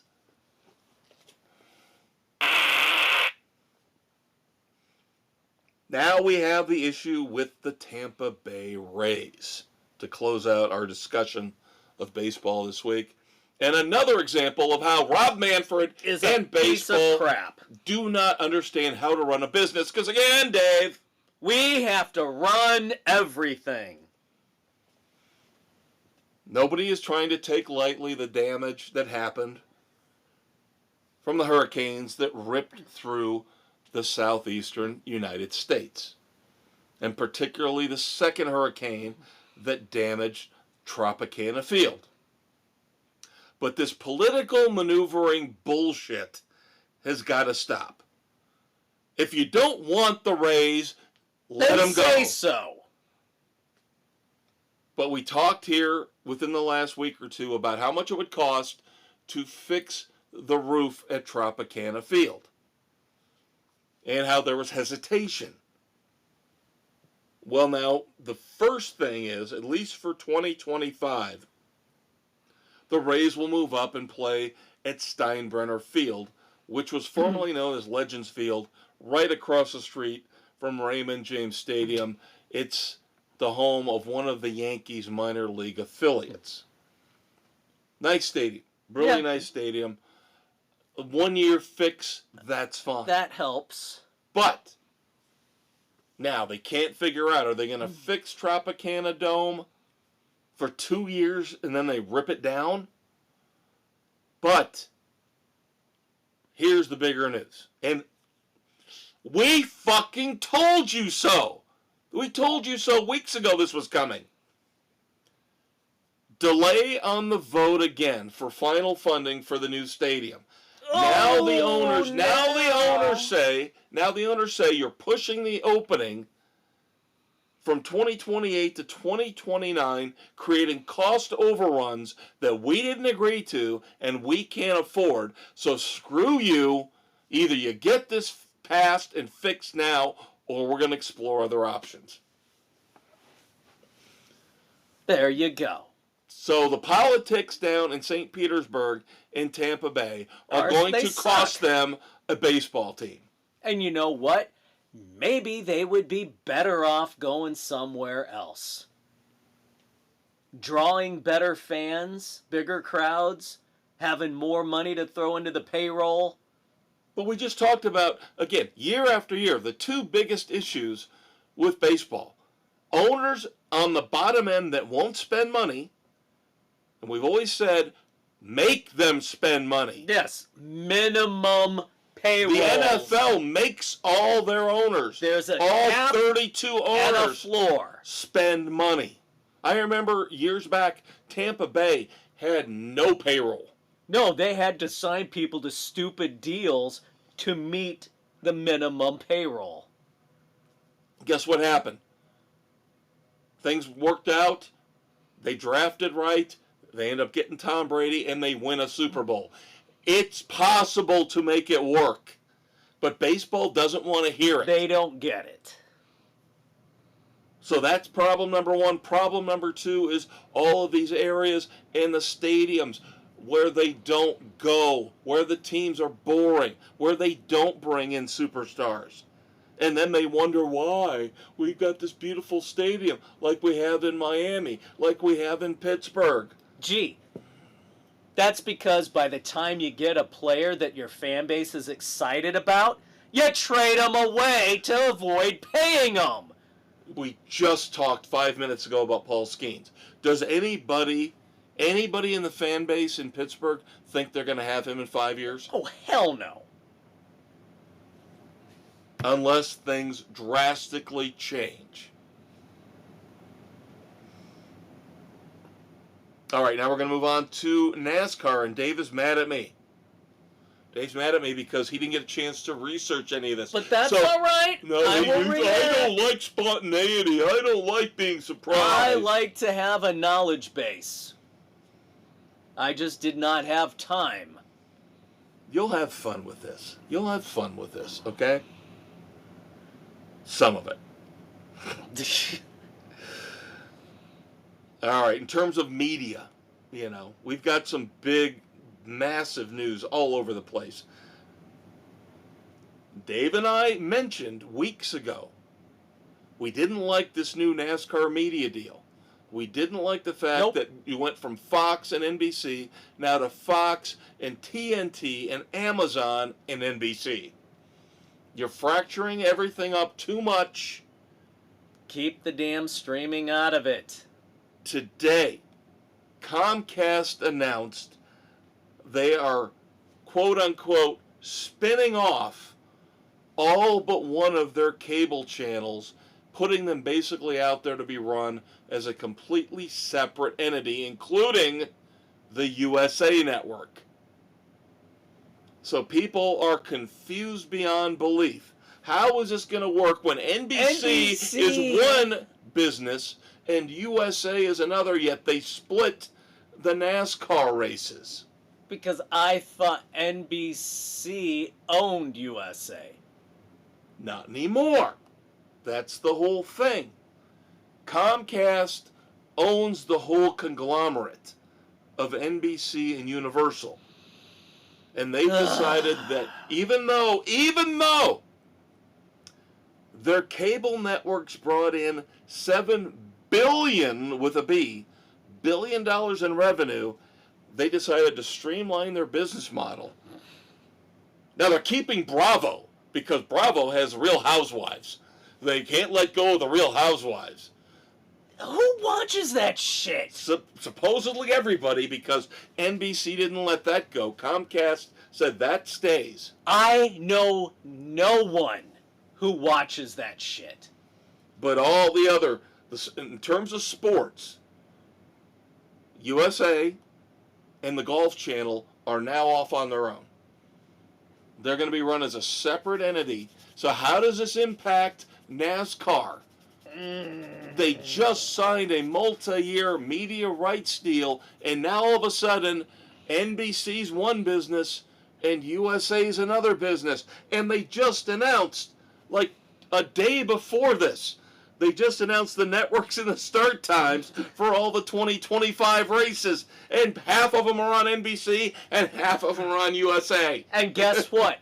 That now is a breach of contract. That's what I would do if I was NASCAR. I would say, breach of contract, you're both out. You're out. We're re-going those races to somewhere else and put it on Fox. I mean, it's just ridiculous. Oh, and we'll talk God. more about this on the weekend edition. We'll get into more of the, how businesses in the entertainment industry are trying to screw us over as consumers. But we got some wicked rants coming your way. But for our purposes here, talking about NASCAR, this is going to be very interesting to see. And I think you bring up a great point about this is breach of contract. Yep. Complete breach of contract. Stop worrying about the charter situation with 2311 in front row. And now you focus on this and say, fuck you guys. Now we don't even know what company we're dealing with in the back half of our schedule when it comes to the Cup Series. Yeah, and they can't give it to Fox because Fox has football. So there you go. The stupidity of it all. Speaking of the charter dispute, there has been a change in all the legalese and all the infighting in the courts. 2311 and Front Row will be allowed to sign open race team agreements for 2025, which opens the door for them to continue litigation and still be able to race in the Cup Series. The only problem is they will have to qualify for each and every race. Which should not be an issue. Yeah, exactly. Should. I'm with you. Let's emphasize should not be an issue. Except now that NASCAR is going to push like hell to try and get their two teams ready to go to try and hose them over. Other news for 2311 and You heard it Front Row. here first. 2311 will add a third team, even with this black cloud hanging over them. 2311 has committed to a third team with Riley Herbst. Interesting. Now, here's the thing. We're going to talk a little bit more about your favorite driver, who happens to be a co-owner of 2311, Simple Denny. Simple Denny. I don't ever want to hear fucking Simple Denny bitch and piss and moan about how they're not making any money at 2311. Oh, if they're adding a third car with Riley Herbst, money. They've got I don't hear plenty of Michael money. Jordan ever bitching about this stuff. Never. No. But Denny Hamlin, we're barely breaking even. Then don't add a third team. And Todd Gilliland over at Front Row will switch from the 38 car to the 34, which was, of course, Michael McDowell's car. Very minor move, but still. What does it matter? I think it's got something to do with the points for the team. No, it's Love's is a sponsor for the 34 car, and I believe there's some kind of a connection there with his dad. His dad used to run with Love's. With Love's as a sponsor. So why can't you put Love's to the 30? Does it matter? I don't know. Whatever. Congratulations to Tony Stewart and Leah Pruitt having a son, Dominic James Stewart. Woohoo! Good for them. And of course, in typical, almost made him one of my Clint Eastwood badasses of the week. Tony was at the NHRA season finale in Pomona when he got the news, traveled to Phoenix to be there for the birth of Dominic James, and then went back to Pomona. To finish up the weekend. Yep. Good for him. Yep. Good for both of them. Fantastic. That's awesome news. It is Who'd have thought that old horn dog would have settled down and had a kid? I know. And he did good. He did very good. Found a hot racing chick to knock up. Sorry. A wonderful woman to love. With. Yes. But boy, that kid's guaranteed. That kid is going to have a steering wheel in his hand the minute he gets home to his crib. Oh my God! At age 4, that kid's going to be racing go-karts. Dad, I want to get into creative dance. You'll drive a car and you'll like it. But I want to tippy-toe through the tulips. You'll drive a car and you'll like it. We joke because we care. Come on, look at the DNA here with these two. Kidding. If this kid doesn't become one of the greatest race car drivers of all time. That's high octane, born in the blood right there. If this kid does not become one of the greatest drivers ever, I would be shocked. No kidding. Good Lord. And I don't know the details behind the name, but of course we know Dom from the Fast and the Furious. Just saying. I'm just throwing it out there. I'm just speculating. That's all I'm doing. It's all about family. We told you this one months ago. We're just confirming it. Ryan Preece and Kroger moving to RFK officially now, so they will have 3 cars. When do we get better drivers? I know. Why doesn't Justin Allgaier come back? He never got a fair shot. No, I would love to see him with a top team in the Cup Series. Ryan Preece does nothing for me. No. I'm sorry, Riley Herbst does nothing for me. Todd Gilliland does next to nothing for me. Again, you're going on the cheap. Now, a little bit of a twist in this story here. RFK Racing did not get a charter officially for Ryan Preece. They are leasing a charter from Rick Ware. And you wonder why 2311 and Front Row don't want any part of this bullshit. It's fucking ridiculous. The charter system is a fucking joke. Okay, running back here to our talk about media in NASCAR. This is where your Uncle Dave's going to start getting mad. And then we'll end things with Slow Denny. Simple Denny. Simple Jack. Yeah. If you don't know what we're talking about, look at pictures of Denny Hamlin alongside pictures of Simple Jack from Tropic Thunder. All right, here's the bad news. Along with the networks and the start times that were announced for the 2025 Cup races, they have also announced who will be doing the races in the booth for TNT and for Prime. Oh, God.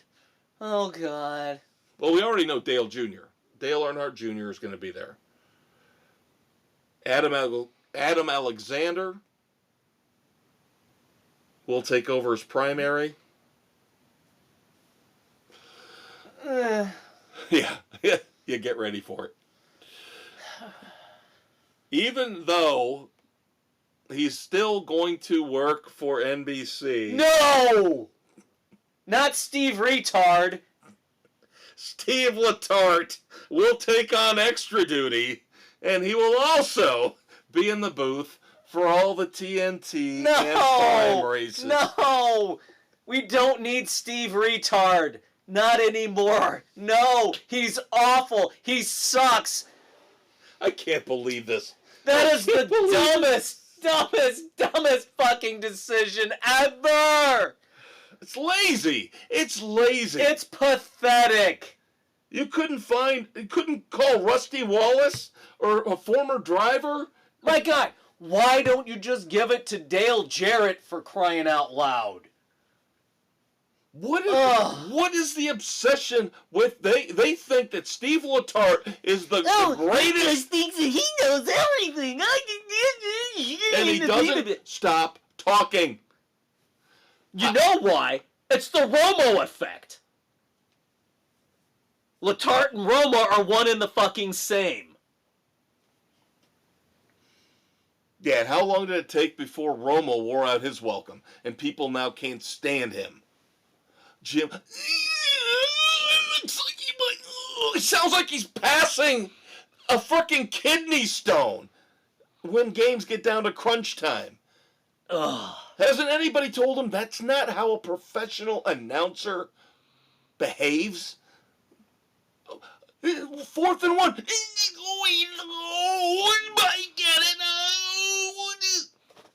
don't you my thing? I'm like, goddamn, has he got an adult diaper on? He should. Seriously. And like you said, Letarte's the NASCAR version. It's just bad. Bad. So let's end things with Simple Jack. And a battle. How about this? A battle between Denny Hamlin and Larry McReynolds on social media. You'll love this. Because, of course, we alluded to the fact that NASCAR might start looking into tweaking and changing the playoff format. How about we eliminate the playoff format? Well, they're never going to do that. So, Denny Hamlin posted his idea for the playoffs.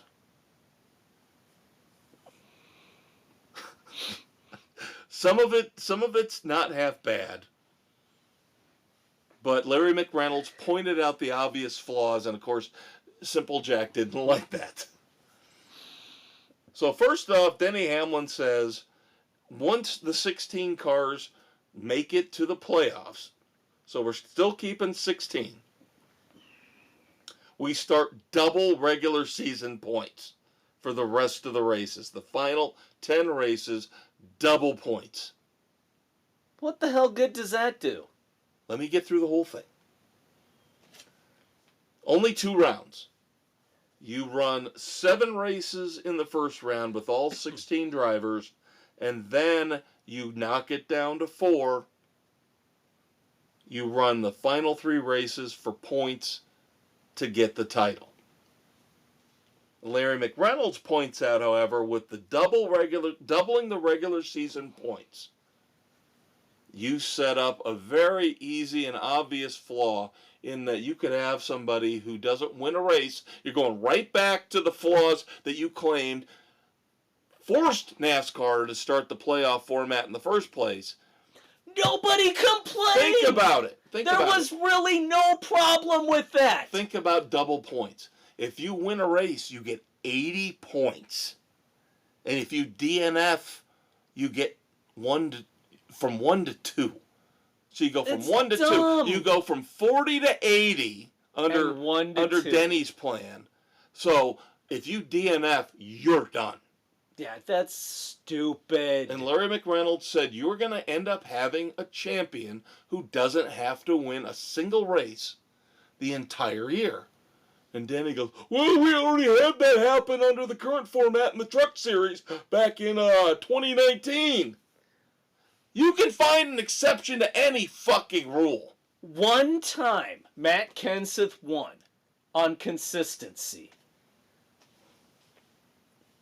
You had a small minority, a vocal minority, that raised holy hell. And there was no disputing that he was the best driver that year. No, none whatsoever. No. He won it outright. That's what racing is about, consistency. Oh my God. Go back to the old system. It wasn't broken.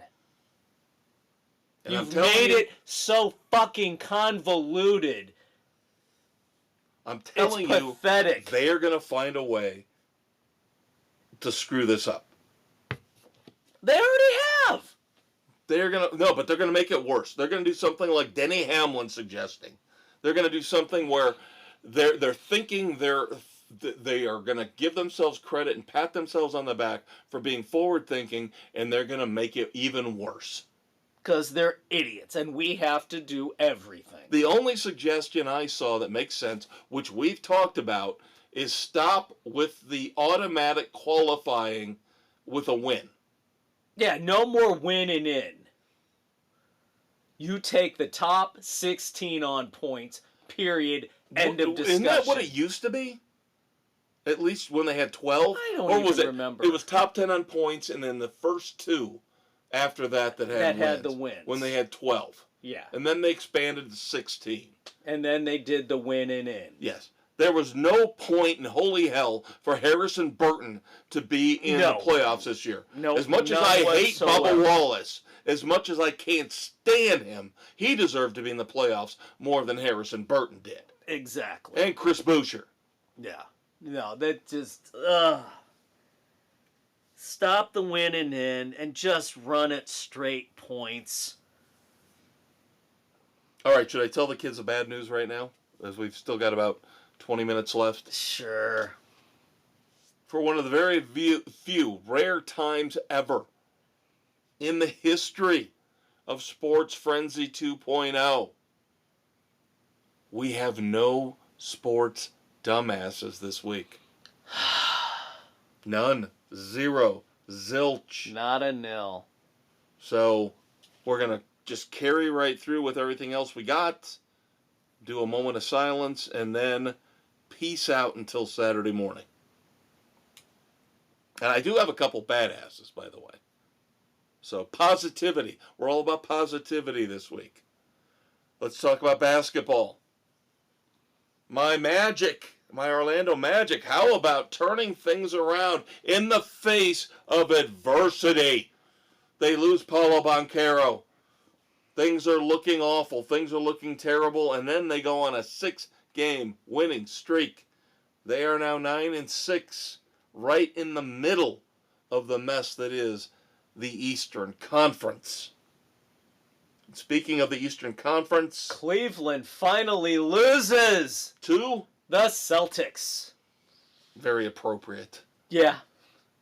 Boston scuffled a little bit. Oh, they'll be fine. They've got 3 losses. They're fine. They're fine.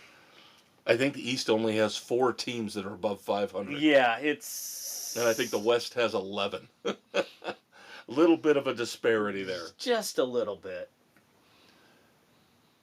The ugliness that we were calling out months ago has been settled. We were talking about how the NBA just kind of passed over Warner Brothers Discovery and TNT when they said they were going to match Amazon. Right. And the NBA said, "Nah, we don't care. You might match it, but we want Amazon." Yeah. And then, of course, it headed to the courts.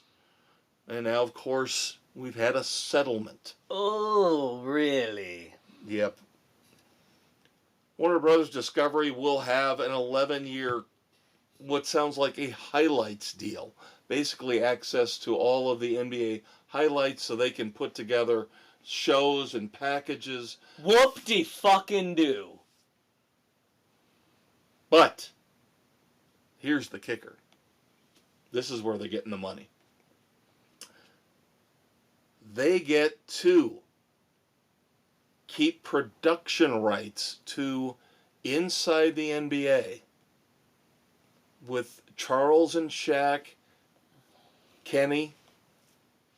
But listen to the whole thing. And then they get a nice little payday from ESPN and Disney. So TNT will produce the show. That will be aired on ESPN and ABC, and they get a nice little licensing fee for doing this. So basically they get paid off. Still bullshit. Still a bunch of bullshit.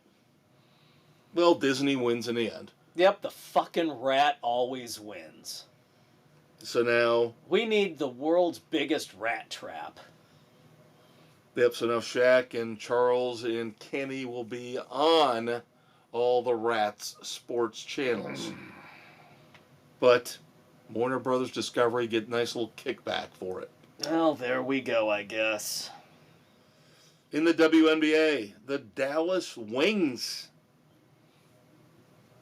win the draft lottery. All accounts, that will be UConn's Paige Buchers. So we get another big name player coming into the WNBA. Yep. In college, still way too early. Way too early. Notre Dame is 4-0. Miami is 3-0. Big news for the Irish, though. They have what is rated as a top 5 recruiting class for the 2025-2026 basketball season. Wow. Highest rated in the modern era for Notre Dame. That is a credit to Shrewsbury, but also the fact that Bray left that program in such shambles that any solid top-tier freshman coming in is going to have a legitimate shot at being in the starting lineup and getting significant playing time.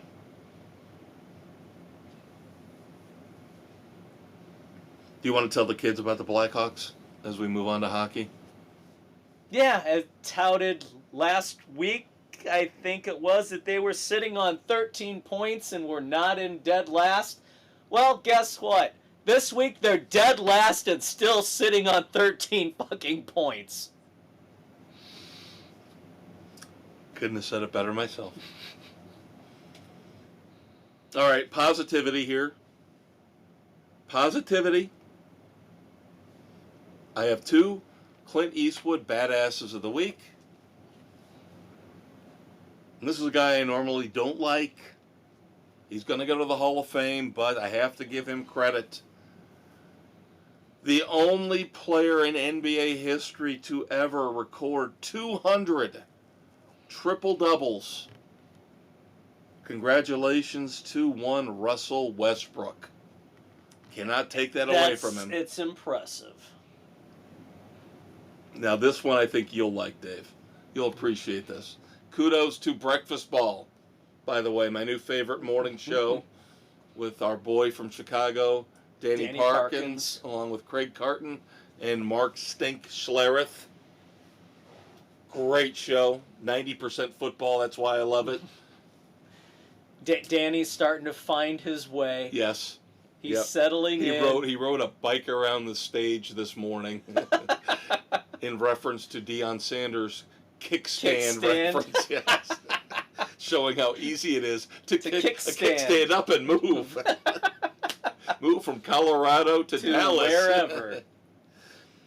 But they showed this a couple days ago. And this, again, kudos to them, credit to them. The State of Utah, Division 1A championship in football. To start the game off, they did not do a coin toss. They had a helicopter that dropped a football in the middle of the field and had the two captains fight for the football. And whoever got it won the decision. I like that. The video's spectacular. I like that. Watching the helicopter hover over the middle of the field and dropping the ball, and these 2 kids going after it. That is badass. Awesome. That is awesome. That's what football should be. Should have been a turkey. I'm at WKRP in Cincinnati. As God is my witness, I thought turkeys could fly. So those are my 2 badasses for the week. Now, we do have to discuss some miscellaneous sports before we sign off. And once again, do not forget to check out the weekend edition, your Saturday morning hangover cure. Dave and I will talk Nickelback live from Nashville. We will discuss Twisters and the latest episodes of Tracker and What We Do in the Shadows, among some other bonus stuff that he and I both have for you.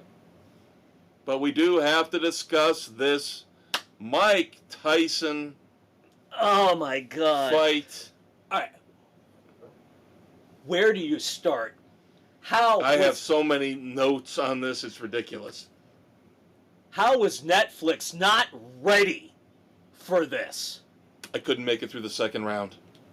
I couldn't take it. It was driving me It crazy. was- All it did was everybody- buffer and buffer and buffer and buffer. Or Or pixelated. it was so fucking pixelated. It was like Minecraft. It was like watching Mike Tyson knockout on the Nintendo. That's awesome. I have never heard that comparison. That is awesome. That's what it was so bad. We kept backing out, going back in, backing out, going back. We were like a I couple did it minutes twice, behind. and I said I'm done. We- I did we- it twice, and I'm done. Oh, Once during the whole women's night, match, and once during the Tyson whole Paul. night was just bad. And everybody now rightfully is scared to death. Christmas Day football. And then WWE Raw starting in January. They can't handle this audience. What the hell are they going to do? That was just Now they're pathetic. claiming the numbers were extraordinary. 60 million households worldwide. Yeah, 108 million you should viewers have total. expected that kind of demand. You weren't ready. Shame on you. Yeah. Like I said, I got through halfway through the second round and I couldn't take it anymore. It was giving me a headache. It was literally giving me a headache. And I get it. I did not watch the whole thing. I didn't want to watch all the undercards. Miss anything. I the jumped undercards in, were Well, I jumped phenomenal. in to watch most of the women's fight. Oh, the undercards were... The first one actually turned out... The undercards were really damn good. I was impressed. They surprised me. I saw your wife posted, and I agree with her completely, as many other people do. The decision on the women's fight was a travesty. That was fucking rigged. Katie Taylor did not win that fight. No, that was a travesty. An absolute joke. And this is why people don't take boxing seriously. Not anymore. And yet again, we keep coming back. We keep coming back. Come back again and again and again. So yeah, they brought in 18.1 million at Jerry's World down there in Texas, which is a record for the U.S. outside of Las Vegas. Yeah. Jake Paul won the fight by unanimous decision because basically, from what I heard, again, I stopped watching in the second round. Mike punches. Tyson gave up after the second round. Pretty much. Biting his gloves. It's like Tyson didn't want to throw a punch. And again, I watched the best part, the first couple rounds, where he actually had a little bit of energy. Yeah, he stung Paul. Right. And took some solid shots himself, but he was looking like maybe, and then he just stopped. I'm like, throw a fucking punch, Mike. Yeah. Why were you not throwing a punch? Were you throwing the fight? Of course, one of the few moments that I actually got to see that wasn't pixelated and wasn't buffered was Mike Tyson's ass. After the interview with his son? When he walked away. And I'm like, okay, I can't watch any other part of this because of technical difficulties, but I can see Tyson's ass. Thanks. Yeah. And then my one other, and this is just me. I have a problem with something, with this fight. Who the fuck decided Rosie Perez was a boxing commentator and expert analyst? I hate that woman. I have always hated her. Her and her big fucking forehead that she's had since she was in her mid-20s. She wasn't a good actress. And all of a sudden now she's on a par with what, Jim Lampley? In terms of boxing, credo, and knowledge? What the fuck? I get Roy Jones being there. But what the... Rosie Perez? I don't know. I got Pull Gronk out of the front row and let him do it. Gronk and Shaq were awesome. Yeah, I know. And then you had the other guy, the Johnny Knoxville knockoff. What a spectacular clusterfuck. It was. Now the undercard, the boxing was phenomenal. Again, I was having so many issues, it wasn't worth it to me. Yeah. And they had better fix, and if they don't fix this for Christmas Day, they're done. Roger Goodell sports. better find his balls wherever jar he's got them hermetically sealed in. Under fucking Wagnall's front porch. Yeah, in a cryo vault somewhere, and better pull them out and defrost them and tell Netflix we're done with you. He better already have been on the phone with them saying, fix this shit. We didn't have this problem with Amazon. Amazon doesn't have this issue. I don't like this, buddies. Come on, this was your foray into live sports. Yep. Figure it out. So we had to discuss that. Had to discuss that. Farewell, bye-bye, so long to the great Rafael Nadal, as Spain was eliminated in the Davis Cup. So he is now officially retired. And then kudos to the Toronto Argonauts. They won the Grey Cup once again. Their 19th Grey Cup, the record among all the CFL franchises. All 4 of them. Well, that's what I was wondering. Okay, so they've won 19. There's been 111 CFL champions. And they've won 19, and that's the most. How many teams are in the CFL? Let's check this. That leads us into our finale here. As I mentioned, there are no dumbasses of the week. I know, shocking. How is it possible to say it ain't so, Maestro? But we do not have any sports dumbasses. We do have a few for the weekend edition. Once again, check us out Saturday morning, your Saturday morning hangover cure. You got an answer? Yeah, in the West there are 5 teams, in the East there are 4. So there's 9 teams. Okay. There you go. This is why nobody cares about Canadian football. Finally, to wrap things up, Tie a bow on it. One moment of silence to a Chicago Bulls legend. The great Bob Love passed away this past week. Thoughts and prayers to the Chicago Bulls family, Bob Love's family and friends. Yep. Big time player back in the day. Yep. And yes, the Bulls have been kind of wallowing in mediocrity as of late. They're in what is termed basketball hell. They're just good enough to avoid getting a decent draft pick and just bad enough to not make the playoffs or do any damage. Yep. Yep. And the thing is, you still got to look at the Bulls as a very talented, very interesting, and of course, at times, dominant franchise. Yep, but once again, they still have a GM who is afraid to do anything. So we will see what the future holds for the Bulls. We will see what the future holds for Sports Frenzy. Maybe next week we'll have some dumbasses, Dave. Maybe we might.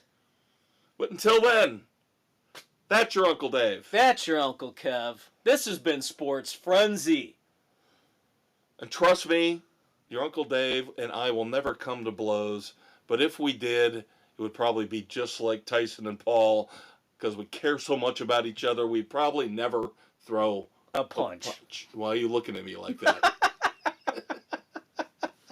You son of a bitch. I'm going to walk out of here with my pants down and my ass hanging out like Iron Mike. Oh, God, no. What we need is Nandor's army. Thank God this is a podcast, not a video. What we need is Nandor's army. Again.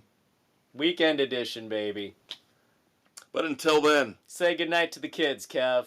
Good night to the kids, Kev.